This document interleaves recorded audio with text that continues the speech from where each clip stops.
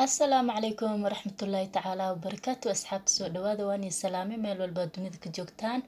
أصحابي مسلسل كان هبون ملا دعدين مجعلاتين سيدي دو كلام كحيرانتهين ومسلسل سومالي كي وهوري أركت تحانك ونقدو أن يعني أنسده واه قرموسو قلي دونا مر والبو أستان تي في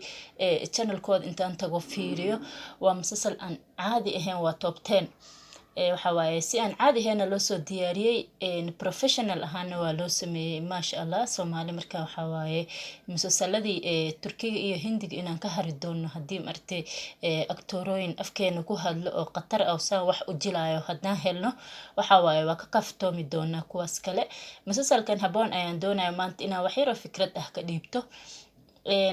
wiilkan horta deeq maasha Allah waa aktoora inaba caadi ahayn kaalintiisa uu ka soo baxay yani wuxuu iska dhigayaa qof malmalka laga ilaaway camal suu isku dhaadhaaminayo yani waxa waaye inuu ba conditionkaas ku jiro mise ma aragti xanuunka lagu sheegayo uu si run ah u qaba loo maleynaya qofkii arko marka haboon in meel laga soo qaaday waxa ogaayeen saddexda qof oo waaweyn oo waalidka ah mama Maryan mama Amran iyo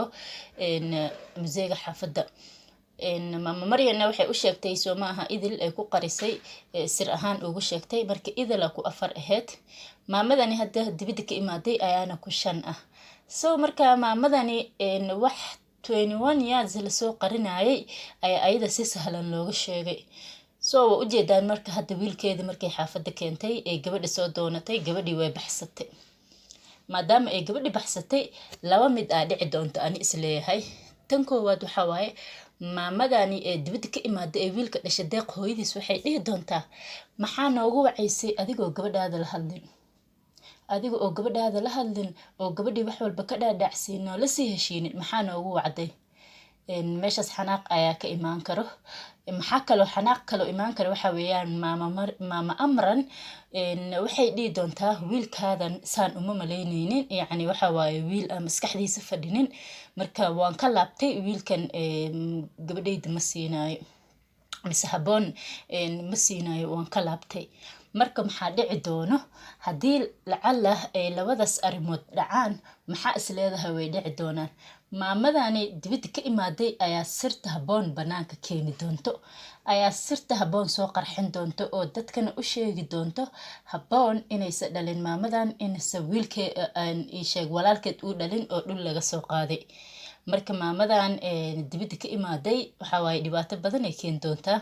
yani musalsalka waji cusub ay keeni doontaa ay u yeeli doontaa saan isdhahayo yani waxaan isleeyahay musalsalka ay waji cusub u yeeli doontaa sirtanan sheegaya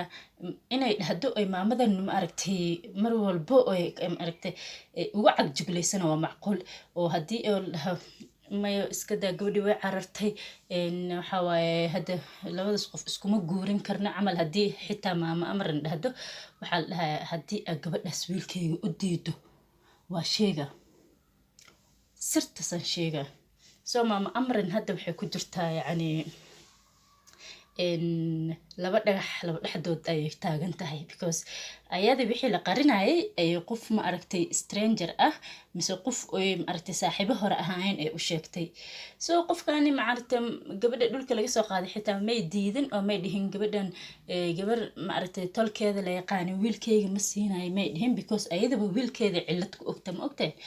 soo maamadani sirtaas ay ma aragtay ku maamulan doonta waa sheega la dhigi doonta mar walbo okay let's wait and see waa arkeena insha Allah